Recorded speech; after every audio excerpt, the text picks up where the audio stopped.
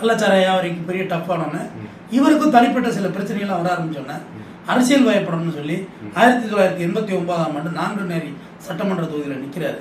ஆனால் வெற்றி பெறவே இல்லை. ரொம்ப சொற்ப 1000-2000 வாக்குகள் தான் வாங்க முடிஞ்சது. தோற்று போகிறாரு. தோற்று போனோன்னா இப்போ பலமும் இல்லைங்கிறது தெரிஞ்சு போச்சு. நாடார் சமுதாயத்துக்காக நின்றாலுமே ஜெயிக்கலை. நம்ம நாங்குநேரி இப்போ உங்களுக்கு தெரியும், வசந்தகுமார் வசந்தன் போஸ் அந்த ஏரியா. அப்போ நம்ம ஜெயிக்கலைங்குள்ள ஆகா நம்ம சமுதாயமே ஃபுல்லாக ஃப்ரிட்ஜாக இல்லை. அப்போ தான் தெரிஞ்சுக்கிறாரு பொலிட்டிக்கல் வேறு ஜாதி வேறு, ரெண்டையும் கிளப் பண்ணணும் அப்படிங்கிற மென்டாலிட்டி உருவாகுது. சாதி சங்க தலைவராக நம்ம ஆகணும். அப்போ தான் பொலிட்டிக்கல் பயமாக இருக்குது. இது எதார்த்தம் தானே.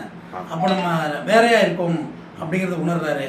கள்ளச்சார வியாபாரிகளும் அது மேலிடத்துக்கு புகார் அளிக்க ஆரம்பிச்சிட்டாங்க.